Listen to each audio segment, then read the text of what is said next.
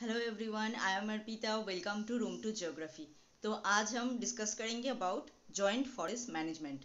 जो हमने 1988 का जो नेशनल फॉरेस्ट पॉलिसी हमने डिस्कस किया है, उनका जो मेन काम हुआ है वो क्या है, वो है जॉइंट फॉरेस्ट मैनेजमेंट, जो 1990 में जो ये बनाया गया था जॉइंट फॉरेस्ट मैनेजमेंट। तो जॉइंट फॉरेस्ट मैनेजमेंट ये क्या है मेनली, ये आज हम डिस्कस करेंगे। तो यहाँ पे origin, objective, structure, present status, इनको छोड़ के भी और भी बहुत सारी चीज़ें हैं जो इनमें हम डिस्कस करने वाले हैं। ये है main cheese of joint forest management. ठीक है, तो चलिए शुरू करते हैं आज का topic. Meaning of joint forest management. यहाँ पे JFM मतलब क्या है, जॉइंट फॉरेस्ट मैनेजमेंट। ठीक है, JFM involves regeneration and conservation of forest through involvement of village communities with the state forest department।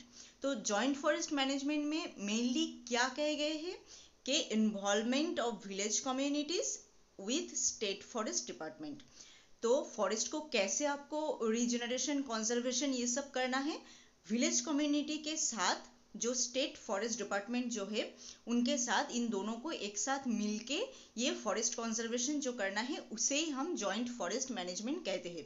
Jointly forest को मैनेज करना with village communities and with state forest department, ये दोनों मिलके jointly forest को manage करेंगे, कंजर्वेट करेंगे। Forest का जो जो काम है वो सब करेंगे, जैसे रीजनरेशन करना, पेड़ पौधे लगाना, कंजर्वेट करना, ये सब जो है बेनिफिट शेयर करना, सब कुछ ही है इनके अंदर जो करेंगे, वो है जॉइंट फॉरेस्ट मैनेजमेंट। तो ये है main important things of joint forest management कि village communities and state forest department ये दोनों मिलके जॉइंटली फॉरेस्ट को मैनेज करते हैं, जिसे हम कहते हैं जॉइंट फॉरेस्ट मैनेजमेंट। ठीक है, it involve a contract specifying the distribution of authority, responsibility and benefit between village and state forest department with respect to land allocated for JFM। तो ये मेनली बेसिकली कॉन्ट्रैक्ट है between किसके, village जो community है and state forest department, इन दोनों में एक कॉन्ट्रैक्ट है। जो इनका रिस्पॉन्सिबिलिटी है इन दोनों का, वो इस कॉन्ट्रैक्ट में है। एंड जो बेनिफिट इस लैंड से मिलता है, इस लैंड मतलब कहाँ से, जो JFM के अंदर है, मतलब JFM एलोकेटेड जो लैंड है, लैंड एलोकेटेड फॉर JFM। तो JFM एलोकेटेड जो लैंड है उनसे जो बेनिफिट मिलता है वो village and state forest department ये दोनों एक साथ मिलके लेंगे वो जो बेनिफिट है। एंड इनका जो काम है, रिस्पॉन्सिबिलिटी है, अथॉरिटी का, ये सब जो काम है वो भी ये दोनों मिलके करेंगे एंड बेनिफिट भी ये दोनों मिलके शेयर करेंगे।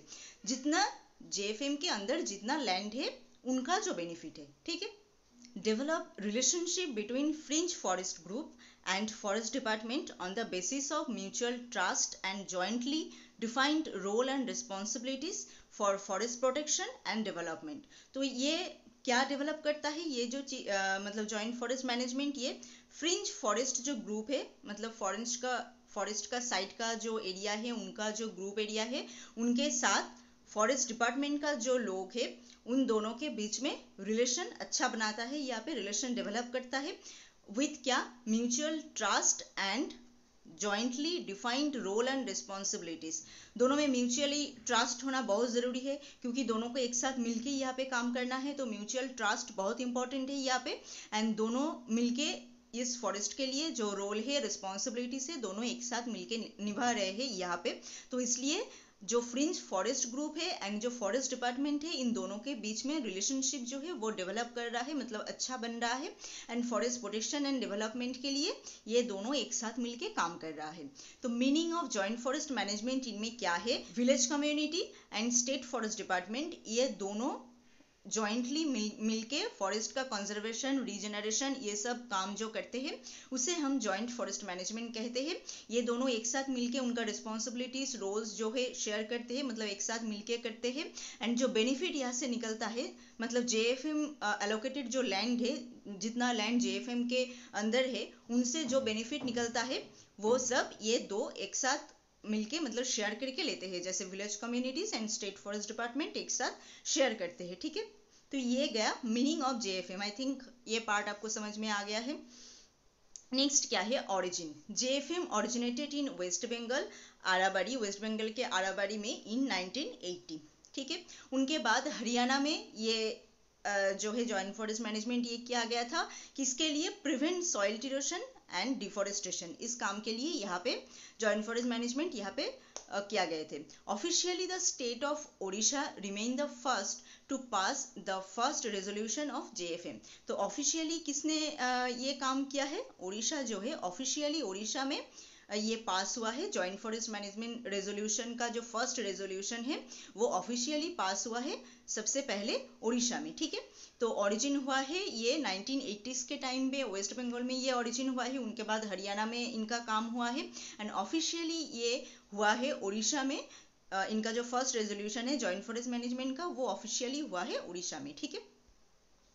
नेक्स्ट है joint forest management abbreviated as JFM in India. तो हमने कहा जॉइंट फॉरेस्ट मैनेजमेंट, इनको शॉर्ट टर्म में हम JFM इस नाम से ही कहेंगे एंड पूरे वीडियो में हम JFM के नाम से ही इनको बुलाएंगे, ठीक है।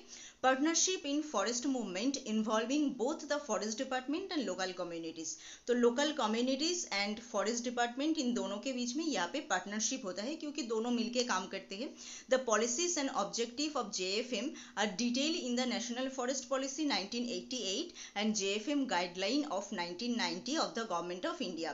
तो इनका जो पॉलिसी है एंड ऑब्जेक्टिव है, हमने कहा पहले ही कि JFM का उत्पत्ति किधर से हुआ है? नेशनल फॉरेस्ट पॉलिसी 1988 से हुआ है। यहाँ पे ही सबसे पहले जो है JFM का नाम किया गया था एंड उनके बाद 1990 में JFM स्टार्ट हुआ है, ठीक है। तो JFM का गाइडलाइन जो है 1919 में क्या क्या है एंड उनके बाद भी गाइडलाइन बहुत सारे इंप्रूव किया है। तो पूरा जो गाइडलाइन है JFM के बारे में वो हम अलग से एक वीडियो में डिस्कस करेंगे। आई थिंक वो नेक्स्ट वीडियो में आएगा JFM का गाइडलाइंस, ठीक है।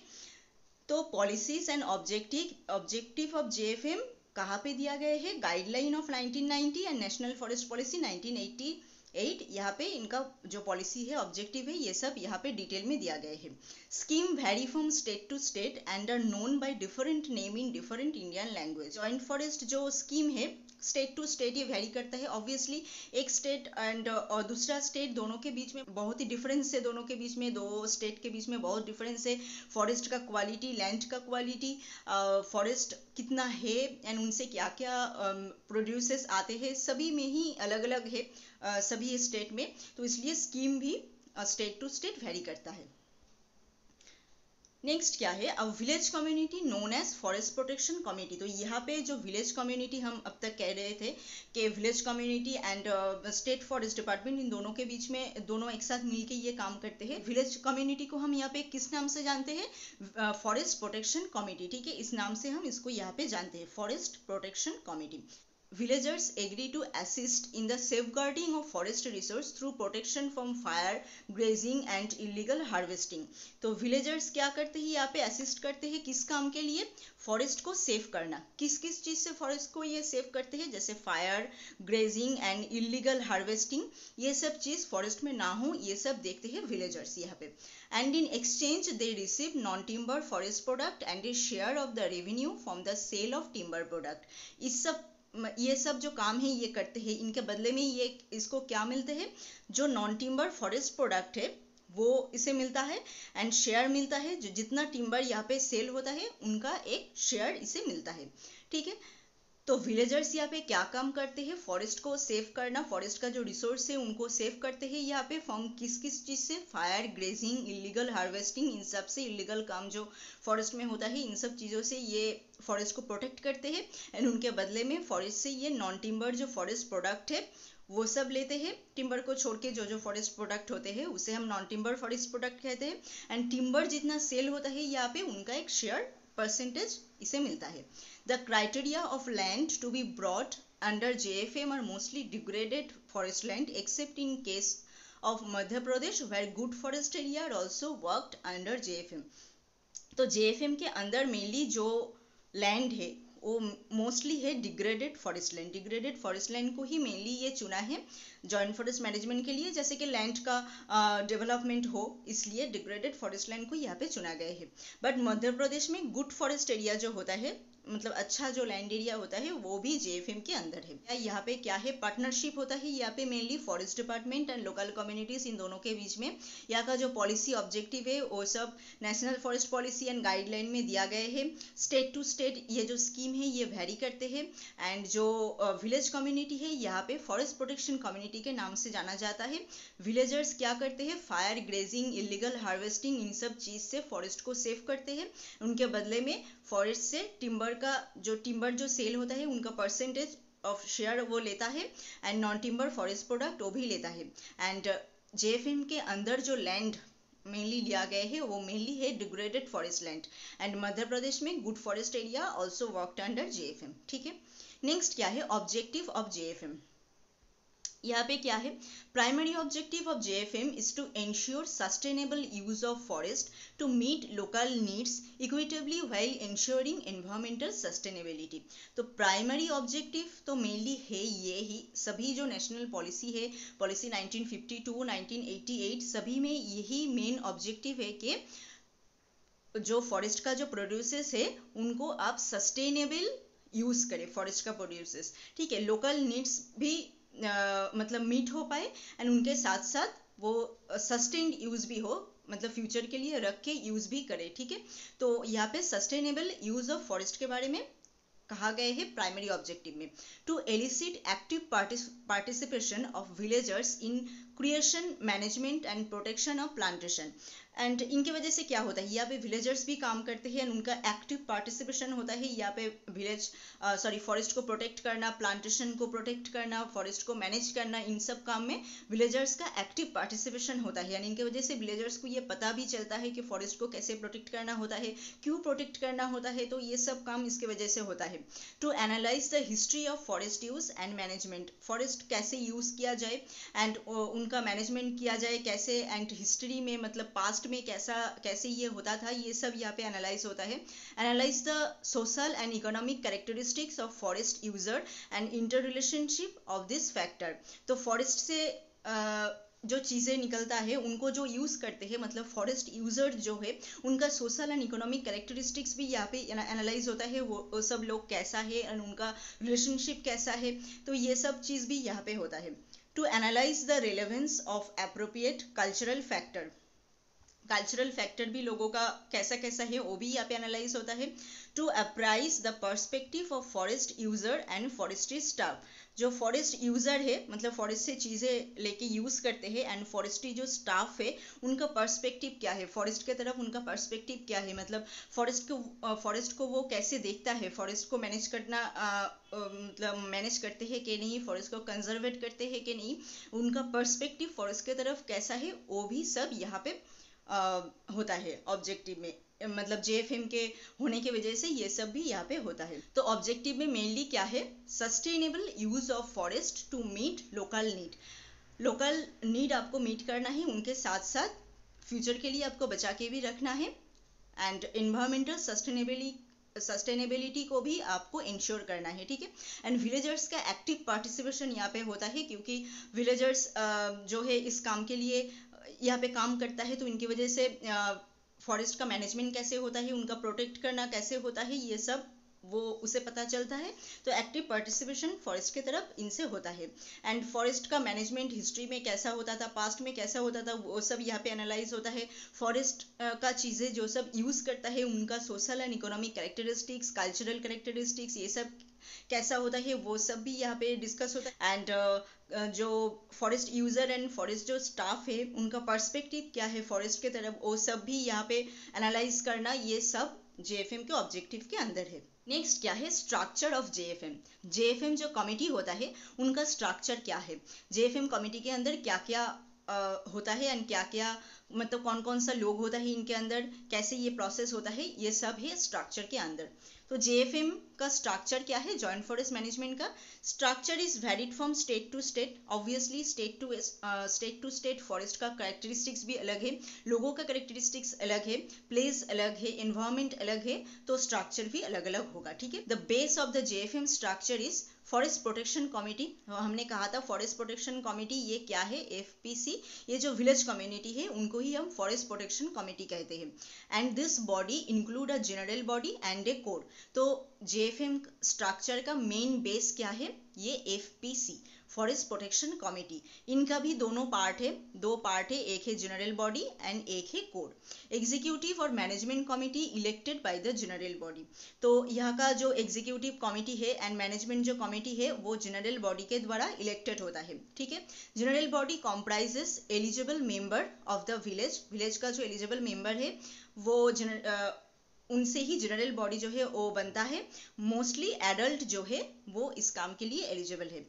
General body elect the local community representative in the executive committee. Executive committee का जो लोकल कम्युनिटी रिप्रेजेंटेटिव होता है, लोकल कम्युनिटी जो रिप्रेजेंटेटिव जो है वो भी इलेक्ट होता है जनरल बॉडी के द्वारा। तो अब तक हमने क्या क्या देखा, यहाँ पे स्ट्रक्चर में स्टेट टू स्टेट ये वेरी करता है। मेन इनका बेस है फॉरेस्ट प्रोटेक्शन कमिटी, इनका दोनों पार्ट है, एक है जनरल बॉडी एक है कोर।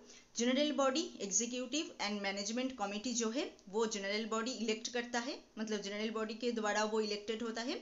जनरल बॉडी एडल्ट जो लोग हैं वो मेनली एलिजिबल है मेंबरशिप के लिए जनरल बॉडी के। एंड जनरल बॉडी इलेक्ट करता है लोकल कम्युनिटी जो है, एग्जीक्यूटिव कमेटी का जो लोकल कम्युनिटी है वो भी जनरल बॉडी इलेक्ट करता है। अब तक आई थिंक आपको क्लियर हो गया। नेक्स्ट क्या है, It also include ex officio local NGOs of village school, village administrative development officer, representative of gram panchayat, non-elected member drawn from forest department, ये सब जो लोग हैं ये सब भी इसके अंदर इंक्लूड होता है। The state of Bihar, Himachal Pradesh, Karnataka, Jammu and Kashmir, Kerala, Madhya Pradesh, Punjab give representation for underprivileged community, caste and women in the executive committee। तो ये सब जो स्टेट है यहाँ पे कहा गए हैं, जैसे बिहार, हिमाचल प्रदेश, कर्नाटक, जम्मू एंड कश्मीर, केरला, मध्य प्रदेश, पंजाब, इन सब में क्या है, रिप्रेजेंटेशन के अंदर प्रिविलेज दिया गया है। Community, caste and women, executive committee का जो रिप्रेजेंटेटिव होगा उनके अंदर कम्युनिटी का लोग होगा, प्रिविलेज कम्युनिटी का लोग, कास्ट एंड वुमेन, ये सब इन सब के अंदर होगा इस एग्जीक्यूटिव कमिटी के अंदर। ये इन सब स्टेट के अंदर दिया गया है। जैसे Andhra Pradesh has moved towards compulsory 30% representation for women. तो आंध्र प्रदेश में क्या कहे गए हैं कि 30% रिप्रेजेंटेशन वुमेन से होना ही चाहिए, एग्जीक्यूटिव कमेटी का 30% रिप्रेजेंटेशन वुमेन ग्रुप से ही होगा। Gujarat, Jammu and Kashmir, Karnataka, Madhya Pradesh require inclusion of 2 women representation. तो ये सब जो स्टेट है, गुजरात, जम्मू एंड कश्मीर, कर्नाटक, मध्य प्रदेश, इन सब में दोनों वुमेन को, 2 वुमेन को एज ए रिप्रेजेंटेशन यहाँ पे होना चाहिए, ऐसा कह गए हैं। The term of the executive committee is generally for 2 years in most of the state. तो एग्जीक्यूटिव कमिटी जो बनता है यहाँ पे उनका टर्म मेनली 2 years होता है मोस्ट ऑफ द स्टेट में, उनके बाद फिर बदलते रहते हैं। बट इस स्टेट टू स्टेट भी ये भी वेरी करता है, जैसे in Arunachal Pradesh, Jammu and Kashmir, Madhya Pradesh, Maharashtra, Tripura and West Bengal, यहाँ पे 1 year का टेन्योर है, ठीक है, 1 year के बाद ये चेंज होगा। कर्नाटक, नागालैंड, तमिलनाडु, यहाँ पे 5 year का टेन्योर है, मतलब 5 year के बाद ये एग्जीक्यूटिव कमिटी जो है वो बदलेगा। तो executive committee undertake decision making, planning and implementation of management plan. तो एग्जीक्यूटिव कमिटी क्या करते हैं, डिसीजन लेता है, प्लान करता है एंड जो मैनेजमेंट प्लान होता है उनको इम्प्लीमेंट करना, ये सभी काम जो है एग्जीक्यूटिव कमिटी का है। तो स्ट्रक्चर में हमने क्या क्या देखा, मेनली एक तो structure state to state very करता है, क्लियर करते हैं पहले, स्टेट टू स्टेट वेरी करता है। यहाँ पे FPC जो है वो मेन बेस है, फॉरेस्ट प्रोटेक्शन कमिटी, इनका 2 पार्ट है, एक है जनरल बॉडी एक है कोर। एग्जीक्यूटिव जो कमिटी है वो जनरल बॉडी इलेक्ट करता है एंड जनरल बॉडी में mainly adult are eligible for membership. General body local community representative जो है एग्जीक्यूटिव कमिटी का वो भी ये इलेक्ट करता है। नेक्स्ट क्या है, यहाँ पे और भी बहुत सारे लोग जो है यहाँ पे इन्वॉल्व है, जैसे development officer, NGOs, non elected member from forest department, ये सब यहाँ पे इंक्लूड है। एंड बिहार, हिमाचल प्रदेश, कर्नाटक, जम्मू एंड कश्मीर, केरला, मध्य प्रदेश, इन सब एरिया में क्या कहे गए हैं, caste, women and privilege community, इन सब का जो है प्रेजेंटेशन यहाँ पे रिप्रेजेंट एज ए रिप्रेजेंट करेगा एग्जीक्यूटिव कमिटी के अंदर। तो यहाँ पे ये दिया गया है। आंध्र प्रदेश में क्या हुआ है, compulsory of 30% women representation. Gujarat, Jammu and Kashmir, Karnataka, Madhya Pradesh में 2 वुमेन रिप्रेजेंटेशन के बारे में कहे गए हैं। Term of executive committee mainly most of the state में है 2 years, बट ये अरुणाचल प्रदेश, जम्मू कश्मीर, MP यहाँ पे है, मध्य प्रदेश यहाँ पे है 1 year, and Karnataka, Nagaland and Tamil Nadu यहाँ पे है 5 years का टेन्योर, ठीक है। इनका मेन काम क्या है? डिसीजन लेना, प्लान करना एंड जो मैनेजमेंट प्लान जो बना है उनको इम्प्लीमेंट करना सही तरीके से, ये है मेन काम of executive committee of joint forest management. I think आपको पूरा स्ट्रक्चर आपको समझ में आ गया है। नेक्स्ट आते हैं power of forest protection committee. तो फॉरेस्ट प्रोटेक्शन कमेटी क्या है? जो विलेज कम्युनिटी है उसको ही हम फॉरेस्ट प्रोटेक्शन कमेटी कहते हैं। तो उनका पावर क्या क्या है? Different state give different flexibilities to FPC in the matter of administrative, executive and financial power.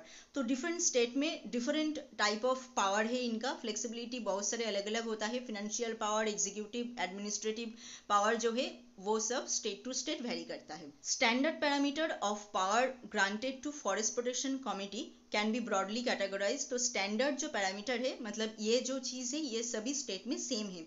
तो ऐसा एक स्टैंडर्ड पैरामीटर यहाँ पे दिया गया है कि ये सब जो पावर है इनको फॉरेस्ट प्रोटेक्शन कमेटी को मिलता ही है सभी स्टेट में, ठीक है। तो वो क्या क्या है? Framing of rules governing management of forest. तो फॉरेस्ट को मैनेज करने के लिए जो सब रूल्स बनाया जाता है उनको फ्रेम करना, ये इसका काम है। Administrative power for convening meeting of general body and meeting of management committee, ये सब भी इसका काम है। मतलब मीटिंग वगैरह ये सब जनरेट करना, ऑर्गेनाइज करना, ये सब जो एडमिनिस्ट्रेटिव पावर होता है ये भी इसका है। Voting right in management and executive committee. तो एग्जीक्यूटिव कमेटी में कौन कौन होगा, इस सब काम के लिए जो वोट होता है वो वोटिंग राइट भी इनको है। Power for punishing and imposing fines on offender. जो सब ऑफेंस करते हैं यहाँ पे ऑफेंडर्स जो मिलते हैं उनको पनिश करना, फाइन के लिए बारे में बोलना, कितना फाइन होगा ये सब डिसाइड करना, ये सब पावर भी इसका है। Right to collect specific resource and sell them. Forest से जो सब रिसोर्स निकलता है वो कलेक्ट करना, मतलब राइट कलेक्शन ऑफ रिसोर्स, कितना लेना है वो सब, एंड उनको सेल करना, ये सब भी पावर इनको है। Distribution of benefit arising from conservation and regeneration, cancellation of membership of recalcitrant member, ये सब जो पावर है ये भी इनको है। जैसे डिस्ट्रीब्यूशन ऑफ बेनिफिट, मतलब जितना कंजर्वेशन एंड रीजनरेशन करने के टाइम पे जितना बेनिफिट हुआ है उनको डिस्ट्रीब्यूट करना। सब मेंबर मतलब अब मेंबर होने के काबिल नहीं है तो उनको उनका मेंबरशिप कैंसिल करना, ये सब पावर भी इनका है। फाइनेंशियल पावर में क्या है? To incur expenses, maintain account maintain करना, कितना एक्सपेंसेस होगा ये सब देखना, ये सब फाइनेंशियल पावर भी इसका है। तो power of forest protection committee का मेन जो स्टैंडर्ड पैरामीटर में क्या क्या है? एक तो फ्रेमिंग ऑफ रूल्स, ठीक है, फ्रेमिंग ऑफ रूल्स, जो फॉरेस्ट मैनेजमेंट का जो रूल्स है उनको फ्रेम करना। And administrative power, general body इनका जो मीटिंग होता है ये सब मीटिंग ऑर्गेनाइज करना, ये इसका मतलब इसका पावर है। ये वोटिंग राइट, एग्जीक्यूटिव कमेटी का जो वोट होता है वो उनमें वोटिंग राइट से इनका। पनिशमेंट का जो पावर है वो भी इसका है, जो ऑफेंडर से उनको पनिश करना, जो सब चीज़ें कलेक्ट करना होता है एंड सेल करना होता है फॉरेस्ट से, ये राइट भी इनका है। डिस्ट्रीब्यूशन ऑफ बेनिफिट, एंड जितना बेनिफिट निकलता है वो डिस्ट्रीब्यूट करना, ये राइट भी उनका है। मेंबरशिप कैंसिल करना, किसी का अगर ज़रूरत पड़े तो वो राइट भी इनका है। फाइनेंशियल पावर मतलब जो अकाउंट है वो मेंटेन करना, एक्सपेंसेस कितना होगा ये सब डिसाइड करना एंड उनको मेंटेन करना, ये सब राइट भी इनका है। मतलब ये सारे पावर जो है FPC मतलब फॉरेस्ट प्रोटेक्शन कमेटी का है। मतलब ये सब चीज़ें जो है फॉरेस्ट प्रोटेक्शन कमेटी कर सकता है। नेक्स्ट क्या है? Evolution of progress. तो अब है प्रेजेंट स्टेटस, ये मतलब टाइम टू टाइम कैसे एवोल्यूट हुआ है ये जो जॉइंट फॉरेस्ट मैनेजमेंट है वो अब हम देखेंगे। ये बहुत इंपॉर्टेंट चीज़ें हैं। जैसे bye 1993, 3 years after issue of the circular of 1990, progress had been achieved by West Bengal, Odisha, Bihar, Gujarat, Himachal Pradesh, Karnataka, Madhya Pradesh, Maharashtra, Punjab, Rajasthan and Tripura। तो 1993 में तो ये जॉइंट फॉरेस्ट मैनेजमेंट कब हुआ था? Issue circular हुआ था कब? 1990 में। उनके 3 years के बाद ही 1993 में इन सब जो स्टेट है इन सब स्टेट में प्रोग्रेस हुआ है, अचीवमेंट इनको मिला है। जॉइंट फॉरेस्ट मैनेजमेंट में काम करने से इनका अचीवमेंट यहाँ पे मिला है इन सब स्टेट में, ठीक है। By the year 2000 JFM had embraced an area of 102,500 500 square किमी which accounted for 39.22% of the open forest area। तो 2000 जो ईयर है उनमें क्या हुआ है, JFM का एरिया जो है वो बड़ा है एंड वो 102,500 स्क्वायर किमी हुआ है, जितना लैंड है JFM के अंदर हुआ है। एंड ओपन फॉरेस्ट से 39.2% जो एरिया है वो ओपन फॉरेस्ट एरिया से इनके अंदर हुआ है, जॉइंट फॉरेस्ट मैनेजमेंट के अंदर हुआ है। तो ये एक बहुत बड़ा अचीवमेंट है। 1990 में ये मतलब सर्कुलर होने के बाद ही 2000 में ही 10 इयर्स के गैप में ही क्या हुआ है, इनका जो एरिया है इतना एरिया जॉइंट फॉरेस्ट के अंदर हुआ है 102,500 एंड ओपन फॉरेस्ट जो एरिया है उनका 39.22%। ये पूरा एरिया JFM के अंदर गया है। FPC in the country number 36,130। तो फॉरेस्ट प्रोटेक्शन कमिटी जो है वो भी बहुत ज़्यादा हुआ है यहाँ पे 36,130 जो 2000 ईयर में ही हुआ है। एंड 2002 में क्या हुआ है, इनका जो जॉइंट फॉरेस्ट मैनेजमेंट का जो एरिया है वो बड़ा है। जैसे 2000 में क्या था, 1,02,500 स्क्वायर किमी था 2000 ईयर्स में एंड 2002 में वो हुआ है 1,40,953 स्क्वायर किमी। तो ये बड़ा है बहुत ज़्यादा 2002 में, 2 साल के अंदर ही। एंड FPC जो हुआ है वो 63,618 जो FPC बना है 27 स्टेट में। जो 2000 में क्या था 36,130 था, वो 2002 में 63,618 हुआ है, तो बढ़ा है। जैसे 1993 में इन सब स्टेट में जो है अचीवमेंट मिला है। 2000 में इतना एरिया 1,02,500 स्क्वायर किमी इतना एरिया इनके अंदर गए हैं। FPC बना है 36,130 इतना FPC यहाँ पे बना है। 2002 में एरिया भी बड़ा है, FPC भी बड़ा है, ठीक है। तो अब हम देखते हैं यहाँ पे स्टेट वाइज कितना स्टेट का फॉरेस्ट लैंड था, ओपन फॉरेस्ट एरिया कितना था एंड उनमें कितना FPC जो है हुआ है स्टेट टू स्टेट एंड कितना लैंड जो है इसके अंदर हुआ है, JFM के अंदर हुआ है एंड FPC के अंदर हुआ है, वो सब हम यहाँ पे देखेंगे। तो यहाँ पे स्टेट वाइज पूरा डेटा जो है यहाँ पे दिया गया है। जैसे एट फर्स्ट है स्टेट और यूनियन टेरिटरी, मतलब यहाँ पे जो है ये सब स्टेट का नाम। उनके बाद फॉरेस्ट एरिया, इन स्टेट का फॉरेस्ट एरिया कितना है, टोटल फॉरेस्ट एरिया, ये जो कलम है ये है टोटल फॉरेस्ट एरिया एंड ये जो कलम है ये है ओपन फॉरेस्ट एरिया, ठीक है। मतलब इस स्टेट का जो है टोटल फॉरेस्ट एरिया कितना है एंड ओपन फॉरेस्ट एरिया कितना है and area under JFM in square किमी। तो इन सब ये टोटल जो नंबर है इनसे कितना एरिया JFM के अंदर गए हैं वो इस कलम में है। टोटल एरिया से इतना जो एरिया है JFM के अंदर गए हैं एंड ओपन फॉरेस्ट से इतना परसेंटेज एरिया जो है JFM के अंदर गए हैं। नंबर ऑफ FPC, कितना नंबर ऑफ FPC बना है स्टेट टू स्टेट वो इस कलम में है। एवरेज लैंड एरिया पर FPC, तो FPC पर FPC कितना लैंड एरिया है एवरेज वो यहाँ पे दिया गया है।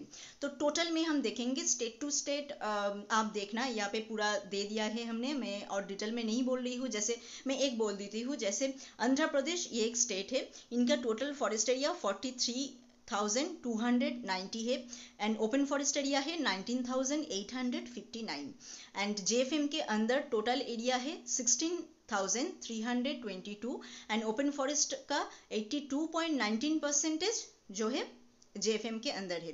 यहाँ पे नंबर ऑफ FPC कितना हुआ है 6,575 एंड FPC के अंदर जो परसेंटेज ऑफ लैंड एरिया है वो कितना है 2.48%, ठीक है। तो टोटल में अगर आप देखोगे इन सब स्टेट में टोटल में जो है इंडिया का टोटल लैंड है, यहाँ पे जो स्टेट दिया गया है उनको मिला के 6,33,397 एंड ओपन फॉरेस्ट एरिया है 2,61,310 एंड एरिया अंडर JFM हमने पिछले स्लाइड में ही कहा है, एरिया अंडर JFM 2000 में कितना हुआ था 1,02,500 एंड ओपन फॉरेस्ट का 39.2% एंड नंबर ऑफ FPC भी कितना 36,130 इतना FPC था 2000 में। तो ये है टोटल 2000 जो ईयर है उनमें जॉइंट फॉरेस्ट मैनेजमेंट का क्या स्टेटस था, ये पूरा इस डेटा में है, ठीक है। नेक्स्ट क्या है देखते हैं। नेक्स्ट है area covered under joint forest management in India 2002। तो 2002 में कितना एरिया कवर हुआ है, कितना क्या क्या हुआ है वो सब इस डेटा में है। तो यहाँ पे देखते हैं, सबसे पहले यहाँ पे तो सीरियल नंबर दिया गया है। तो 2000 ईयर में 22 जो है स्टेट JFM के अंदर था, एंड 2002 में उनके साथ और भी 5 स्टेट यहाँ पे ऐड हुआ है। जैसे यहाँ पे 22 स्टेट था, यहाँ पे 27 स्टेट हुआ है 2002 में। तो यहाँ पे और भी 5 जो स्टेट है सभी में JFM कमेटी जो है वो है। जैसे यहाँ पे पूरा स्टेट का नाम दिया गया है, एरिया अंडर JFM, इन सब स्टेट में JFM का एरिया कितना है वो यहाँ पे दिया गया है, एंड FPC कितना है इन सब स्टेट में वो यहाँ पे दिया गया है। एंड उनके बाद proportion of open forest covered by JFM, तो कितना ओपन फॉरेस्ट एरिया का कितना परसेंटेज इन सब एरिया स्टेट में है JFM के अंदर वो यहाँ पे दिया गया है। तो यहाँ पे स्टेट 2000 से 2002 में 5 स्टेट बड़ा है जिनके अंदर JFM कमेटी हुआ है। तो ये एक इम्प्रूवमेंट तो हुआ ही है यहाँ पे। एंड JFM एरिया जो है वो भी बड़ा है। अगर आप टोटल में देखोगे तो यहाँ पे जो है 1,40,953 हुआ है। जैसे 2000 में टोटल में था क्या 1,02,500 ये था टोटल में। एंड नंबर ऑफ FPC भी यहाँ पे टोटल में बड़ा है, जैसे ये 63,618, बट यहाँ पे 2000 में क्या था 36,130 ये था। ये पूरा गया 2002 का जॉइंट फॉरेस्ट मैनेजमेंट का स्टेटस। जैसे यहाँ पे तो मेन काम 2002 में क्या हुआ है, 2000 में 22 स्टेट के अंदर जॉइंट फॉरेस्ट मैनेजमेंट था, 2002 में और 5 स्टेट जो है यहाँ पे बढ़ा है, एंड एरिया भी बढ़ा है, FPC का नंबर जो है वो भी यहाँ पे बढ़ा है। मतलब अचीवमेंट हो रहा है धीरे धीरे, 2 साल के अंदर ही इतना यहाँ पे अचीवमेंट हुआ है। नेक्स्ट क्या है, number of JFM committee and area under JFM इन 2011। अब हम 2011 का डेटा यहाँ पे डिस्कस करेंगे। जैसे 2011 में ये सब जो स्टेट है इन स्टेट का यहाँ पे दिया गया है, ये स्टेट, उनके बाद ये पूरा स्टेट, एंड ये है टोटल। ठीक है, तो अंडमान निकोबार आइलैंड शुरू होके वेस्ट बंगाल तक पूरा स्टेट का डेटा यहाँ पे दिया गया है।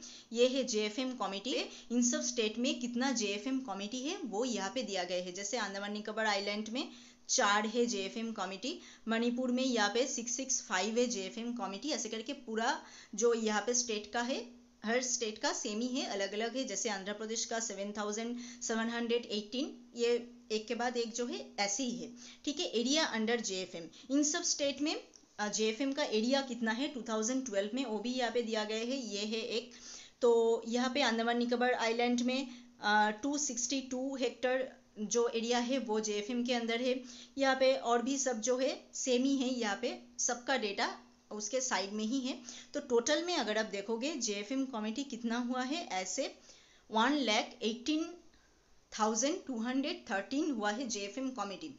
एंड एरिया अंडर JFM कितना हुआ है, 229,38,814 जो है बहुत बड़ा एक अचीवमेंट हुआ है। जैसे 2002 में क्या था, 2002 में था 1,40,953 एरिया अंडर JFM, एंड 2011 में हुआ है 229,38,814। ये पूरा 2011 का जो है ये डेटा है। तो यहाँ पे पूरा स्टेट जो है उनके अंदर JFM कमेटी कितना हुआ है, एंड एरिया अंडर JFM कितना कितना है, सभी यहाँ पे दिया गया है। तो टोटल में अगर आप देखोगे 2000 से 2002 में अचीवमेंट ज़्यादा हुआ है, 2002 से 2011 में अचीवमेंट और भी बहुत ज़्यादा हुआ है। ठीक है, नेक्स्ट क्या है, percentage of forest area covered by JFM। JFM का जो एरिया है उनका परसेंटेज, मतलब कितना परसेंटेज ऑफ एरिया JFM के अंदर है। जैसे यहाँ पे दिया गया है पूरा स्टेट, सबसे पहला वो है स्टेट, उनके बाद रिकॉर्डेड फॉरेस्ट एरिया, मतलब इन सब स्टेट के अंदर कितना फॉरेस्ट एरिया है वो इन हेक्टर यहाँ पे पूरा दिया गया है। एरिया अंडर JFM कितना है वो यहाँ पे दिया गया है, एंड उनका परसेंटेज कितना है। तो एरिया अंडर JFM तक तो हम पिछले स्लाइड में डिस्कस कर चुके हैं, एंड यहाँ पे सिर्फ परसेंटेज डिस्कस करेंगे, मतलब कितना परसेंटेज ऑफ एरिया JFM के अंदर है। तो यहाँ पे पूरा स्टेट जो है इनका परसेंटेज ऑफ एरिया JFM के अंदर यहाँ पे है जो 2011 में है। तो ये जो है 2011 का डेटा है। नेक्स्ट क्या है, बेनिफिट फॉर JFM। तो JFM से कितना बेनिफिट हुआ है, 2000 2011 में उनका डेटा है ये। तो यहाँ पे सबसे पहला जो है स्टेट वाइज बेनिफिट हम यहाँ पे देखेंगे। जेएफएम कमिटी कितना हुआ है स्टेट वाइज, वो भी हम उनके नेक्स्ट कलम में है, जैसे सेकंड कलम में। थर्ड में है टोटल नंबर ऑफ फैमिलीज, मतलब कितना फैमिली जेएफएम कमिटी के अंदर इंक्लूड हुआ है, जॉइंट फॉरेस्ट मैनेजमेंट के अंदर इंक्लूड हुआ है। And benefit in rupees lakh, benefit या फिर लाख में दिया गया है, मतलब इतना लाख रुपीज जो है बेनिफिट में मिला है। कौन कौन सी स्टेट में एंड कौन कौन सी क्राइटेरिया में, कैटेगरी में बेनिफिट कितना हुआ है, वो सब यहाँ पे दिया गया है। जैसे सबसे पहले जो है फ्यूल वुड में कितना हुआ है वो है सबसे पहला कलम। उनके बाद फूडर में कितना हुआ है वो है नेक्स्ट कलम। उनके बाद NTFP मतलब नॉन टिम्बर फॉरेस्ट प्रोडक्ट, उनमें कितना बेनिफिट मिला है वो है नेक्स्ट कलम में। अदर्स, इन सब चीज़ों को छोड़ के और अदर्स में कितना बेनिफिट हुआ है वो, एंड लास्ट में टोटल बेनिफिट कितना हुआ है वो यहाँ पे दिया गया है। तो टोटल में अगर हम देखेंगे तो जेएफएम कमिटी कितना हुआ है 2011 में 77,262 एंड फैमिलीज यहाँ पे इंक्लूड हुआ है कितना 99,18,027 एंड उनके बाद बेनिफिट आते हैं। जैसे फ्यूल में बेनिफिट कितना हुआ है 44,921.75 लाख, इतना बेनिफिट मिला है फ्यूल से। उनके बाद फूडर से मिला है कितना, जैसे 38,698.27 फूडर से मिला है। एंड उनके बाद नॉन टिम्बर फॉरेस्ट प्रोडक्ट जो है वहाँ से 1,02,715.30 लाख जो है मिला है। एंड अदर्स से ये 6,466.11 लाख ये हुआ है अदर्स से। एंड टोटल हुआ है ये बेनिफिट चार को मिला के एक साथ, fuel wood, non timber forest product and fodder and others, इन सबको मिला के जैसे 1,92,801.43 लाख जो है यहाँ से हुआ है। तो पहला कलम में है स्टेट, नेक्स्ट कलम में है जॉइंट फॉरेस्ट कमिटी, उनके बाद है families under joint forest committee और जॉइंट फॉरेस्ट मैनेजमेंट। एंड उनके बाद बेनिफिट यहाँ से स्टार्ट होता है। पहला बेनिफिट का कलम है ये क्या है फ्यूल वुड का, नेक्स्ट है फूडर का, उनके बाद का जो है ये है नॉन टिम्बर फॉरेस्ट प्रोडक्ट, उनके बाद अदर्स एंड ये है टोटल जो है। तो टोटल में हम मेनली कंपैरिजन जो है करेंगे। तो पूरा स्टेटस आपको समझ में आ गया। तो 2000 में क्या क्या हुआ है वो हमने डिस्कस कर दिया है। 2000 से 2002 में एक्स्ट्रा क्या हुआ है 5 जो स्टेट है वो यहाँ पे इंक्लूड हुआ है। एंड एरिया भी बढ़ा है, नंबर ऑफ FPC वो भी बढ़ा है। एंड 2011 में एरिया और भी बढ़ा है। एंड जो FPC नंबर वो भी बढ़ा है। बेनिफिट भी बहुत ज़्यादा हुआ है यहाँ पे बेनिफिट का डेटा भी हमको मिल गया है। तो बेनिफिट भी बहुत ज़्यादा हुआ है यहाँ पे। तो ये पूरा जो है present status of joint forest management. Next क्या है causes for poor performance in joint forest management. तो जॉइंट फॉरेस्ट मैनेजमेंट का ड्रॉबैक क्या क्या है, पुअर परफॉर्मेंस देने में कितना, मतलब क्या क्या कॉजेस है जिनके लिए ये बहुत ज़्यादा इम्प्रूव नहीं कर पाए। वो है लैक ऑफ लीगल स्टेटस, यहाँ का कोई लीगल स्टेटस नहीं है। FPC financial and executive power for FPC का जो लीगल स्टेटस है, फिनेंशियल एग्जीक्यूटिव पावर है, उनमें मतलब यहाँ पे लैक देखा गया है, वो कम है यहाँ पे, ऐसा दिखा गया है। Forest department in certain state vested with arbitrary power to dissolve FPCs, ये भी यहाँ पे हुआ है। Faulty design of micro plan and management plan जो है वहाँ पे उनका जो डिजाइन है उनमें भी फॉल्ट दिखा गया है। Absence of participation by women in spite of their formal representation in management committee.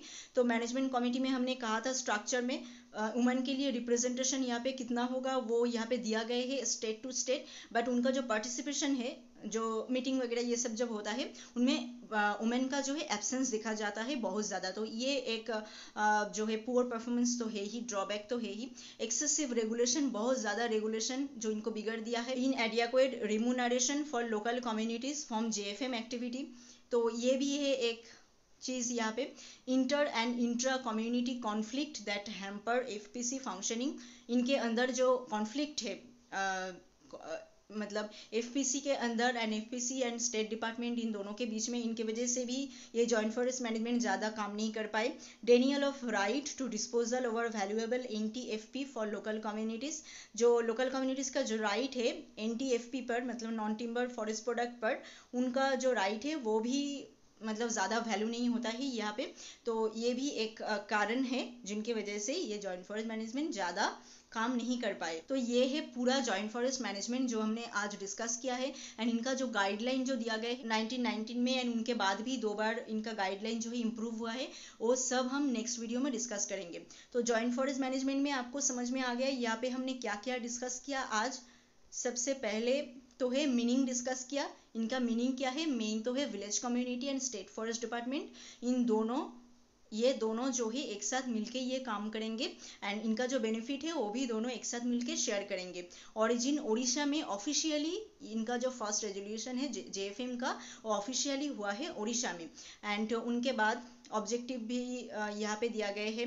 पूरा ऑब्जेक्टिव क्या क्या है, इनका स्ट्रक्चर मैंने बहुत अच्छी तरह से यहाँ पे समझा दिया है। मेन स्ट्रक्चर में क्या है, फॉरेस्ट प्रोटेक्शन कमेटी, उनका 2 पार्ट है, general body and core. General body जो है एग्जीक्यूटिव कमेटी का सिलेक्शन करते हैं, इलेक्ट करते हैं, ये सब चीज़ यहाँ पे है। वुमेन का कंपलसरी रिप्रेजेंटेशन कितना होगा स्टेट टू स्टेट, यहाँ पे वो भी दिया गया है। टेन्योर कितना है एग्जीक्यूटिव कमेटी का, वो भी स्टेट टू स्टेट वेरी करता है, वो भी यहाँ पे दिया गया है।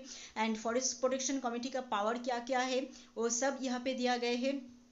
एंड टाइम टू टाइम कितना एवोल्यूट हुआ है, इनका स्टेटस कितना बड़ा है कि घटा है, ये सब यहाँ पे दिया गया है। तो मेनली हम डेटा देख के ये समझ में आया है कि 2000 से 2002 में ये इम्प्रूव हुआ है, 2002 से 2011 में ये और भी इम्प्रूव हुआ है। एंड इनका बहुत सारे ड्रॉबैक भी है, वो भी हमने यहाँ पे लास्ट में डिस्कस किया है। ठीक है, तो आई थिंक आज का ये जो पार्ट है आपको समझ में आ गया है। फिर भी अगर समझने में कोई जगह पे दिक्कत होता है तो आप हमें प्लीज़ कमेंट करके बताएं। मिलते हैं और एक नए वीडियो में और एक नए टॉपिक के साथ। Thank you.